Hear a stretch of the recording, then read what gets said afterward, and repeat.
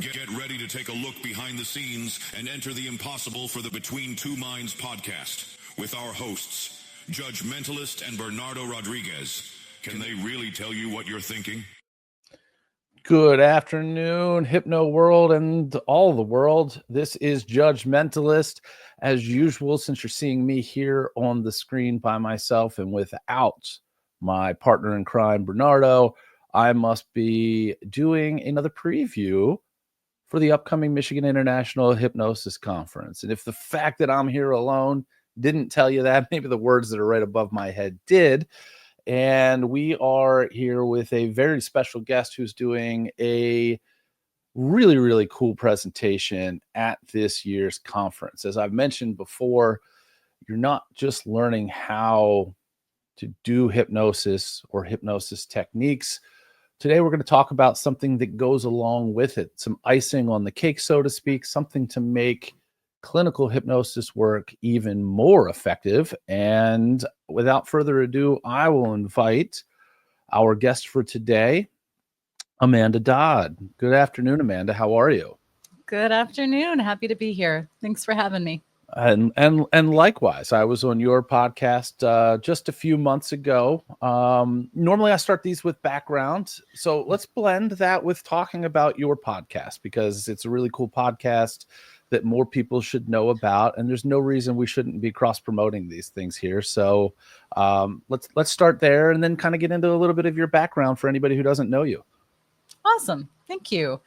My podcast is called Trauma and Transcendence. And actually, the whole reason my podcast even exists is because I attended the Michigan Hypnosis Conference in its early years. So I've got a beautiful Rode soundboard that I did not have to purchase because Dan gives the best raffle prizes there are. I set myself up to manifest, and lo and behold, I won the dang thing. And you don't go home with a piece of equipment. He sure does. Not to interrupt you, but the first time that I attended the Performing Hypnosis Summit, which he doesn't even run, I won a wireless Shure microphone system as one of his raffle prizes for one of his talks. So very, very much a giving person. And he's giving us all this fantastic conference for what I think is the fifth year now.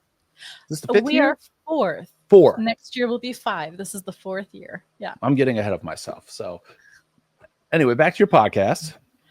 So you don't go home with a beautiful piece of kit like that and not have a bunch of guilt by not launching the podcast. So that's where Trauma and Transcendence came from. My whole goal with it was to talk about trauma and how people can overcome that, but then also moments of transcendence. So above and beyond being a clinical hypnotherapist, I'm a transpersonal hypnotherapist. You recently had Dennis, who I think delved into transpersonal some.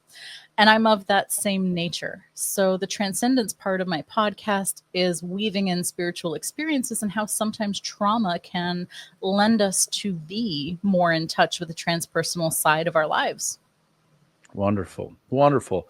And that's available where YouTube and wherever podcasts exist. So in these days, it's as simple as typing in a search into whatever your favorite podcast format is, and then bing, there it is. Wonderful. Wonderful. So a little bit more about, again, I always like to cover a little background for anybody who might not know who you are. Let's qualify you before we get people in the room to hear from you. Sure. I'm a weird one, I'll be honest, a bit of an enigma wrapped in a mystery, shrouded in a cloud, if you will. I actually started out as a psychic medium. I was aware of having mediumship abilities from childhood. It was not the life I chose.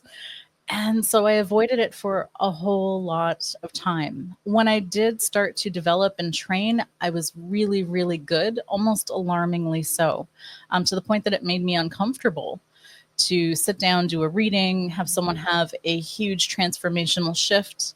And people can get a little bit addicted to that. They can become dependent. They kind of have to hand over their power to do something like that. And so I got a little uncomfortable and I stepped away for a little while. And in that while that I stepped away, I wanted to heal some things for myself. And so I actually took a program for coaching and hypnosis. And the hypnosis changed my life. And so I thought, I would much rather do this. I would rather come from that place of empowering people to take assertiveness and take authority of their lives.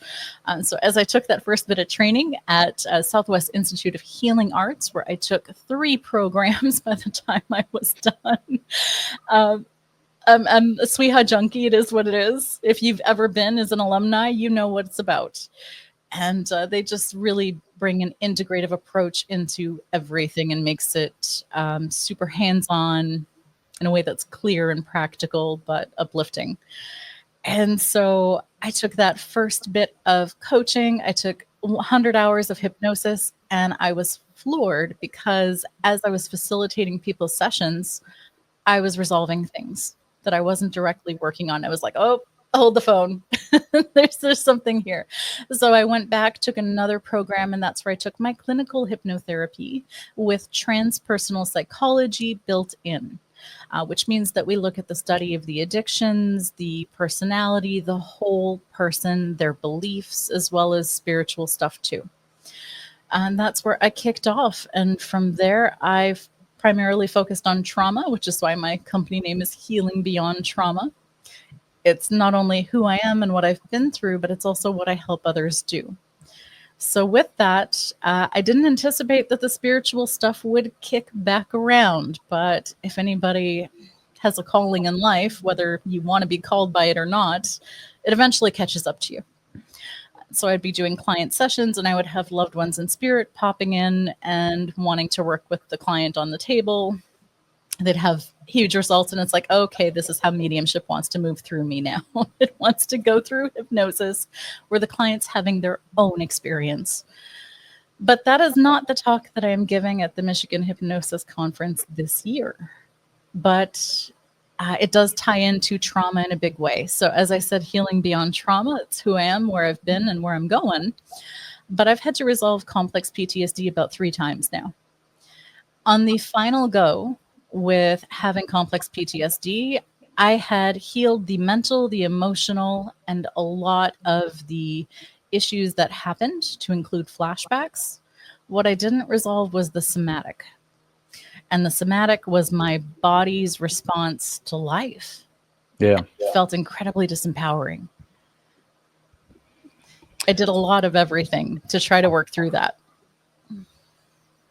And so obviously we're talking about the breathing that I'm assuming was your ultimate kind of dagger in the heart solution to it. So tell us a little bit more about all of this. And of course, we're not going to give away too much. Get yourself registered if you have not already. As I warned you, and that's MichiganHypnosisConference.com. First of the month, the price did go up. It's still an incredible value. And, you know, as I've looked through, and you've done this, we were chatting about it before we hopped on here, there's really not a single talk that you're not going to get the value of your registration out of if you were to just show up for one talk. I'm not recommending that you just show up for one talk, because you get it all in the package, and 2 meals, Michael DeShalit, as well as kind of the open bar and the first night party. I'm doing a show there. And again, 3 days chocked full of amazing talks. So what will we be learning from you in Detroit this year? Yeah. So in Detroit this year, my talk is called Breath of Release. And essentially, I'm teaching a circular breath. I've integrated into hypnosis. And so I'm going to educate for the first portion, but primarily this is an experiential. You're going to come, you're going to have an experience. I will keep it brief, so you're grounded and ready to go through the rest of the day without being thrown off by anything, but feeling really, really good. When I had to work through complex PTSD that last time and I hit that somatic block, I had tried everything. I had taken a 200-hour yoga teaching degree just to move my body. I approached this thing from top down, bottom up, from the side, however you like. I attempted to work at it. I did a lot of sauna. I did a lot of gym. I did a lot of sensory deprivation. I did a lot of hypnosis. I did a lot of coaching. And still it was there until I went to a hypnosis conference where someone was leading a longer breathwork technique. I am that jerk who goes straight to bliss. We have this natural ability within our body to communicate directly to the nervous system. And as we're doing that in the way that I'm going to lead you through, we have opportunities to heal things that were not conscious. So right away, we're getting rid of some of the blocks to entering into hypnosis and trance. Those people who are logically minded have a hard time doing that. This may just be your missing approach to getting in. And with that, some people go straight to bliss. I think we are a small subsect of people who can do that. The rest actually go into things that need to be resolved, that need your time, need your attention, that your body has been trying to communicate and actually get the issues out of the tissues with. That's really, really great, because I mean, as many people, and obviously this is probably being viewed by a lot of hypnotherapists, so I'm not going to be saying anything mysterious by saying that the problem that somebody comes to you with is not always the problem. They think it is, but it takes that journey, and sometimes that journey takes multiple different paths, and here's another way of getting there to really find out. Because ultimately, if you're in this profession, you want to help people, and the end game is the trophy, so to speak, of being able to accomplish that for them, which is super, super important. So you mentioned circular breathing. Mm-hmm. And when you say those two words together, the first thing that pops into my mind is the didgeridoo. I know that what you're using this for is something totally different, but are we talking about, from a practical physical standpoint, methodically something similar to that, like something that's kind of longer and ongoing, and or are these just two terms that are used in different areas of existence? I don't have a lot of experience with the didgeridoo. I've heard them. I've never played one. I would imagine it needs a huge lung capacity to be able to wield. Thankfully, you don't have to have a huge lung capacity to do what I'm going to be demonstrating and giving as an experiential. And it's powerful in short bursts as well. Not every single experience has to be a 2-hour, 4-hour workshop. You can get a lot in, even in just 10 conscious connected breaths.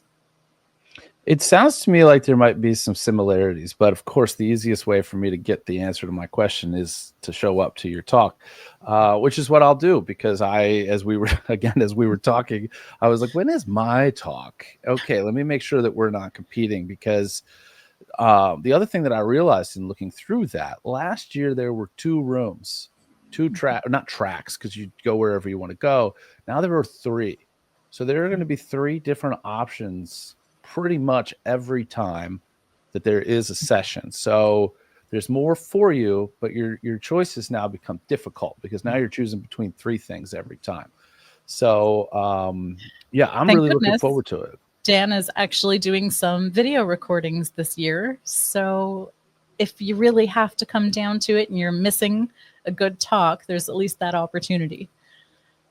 So that makes it, in my opinion, super important that we understand that there's an experience that's actually attached to your talk. It's not something that you might want to wait for the video. You'll probably want to be in the room for this one. At least I've made my decision, and that's without looking at who's at the other times. But the schedule, obviously, on the same site that you would go to register. We've done many of these talks. We've got plenty more of them coming up. Anything else that anybody should know? Anything that, I mean, we've talked about how you came to find this, how this became part of your journey and your healing. What are there any types of, like, hey, if you're looking for X, Y, or Z, you definitely need to be in here and do this, something that we can really pin somebody down to knowing that this is for them? You don't have to be traumatized or overcoming complex PTSD to come to have the experience. The experience in itself is going to teach you so much about your body. There's such an insightful process that takes place that hypnosis can't touch on its own. It just simply can't. We are physical beings. And so working in this way, you can just have a block. You can have a challenge. You can want to feel really good on your way home, because my talk is on Sunday. So you'll be heading out the door not long after. You might just want to feel good for that trip.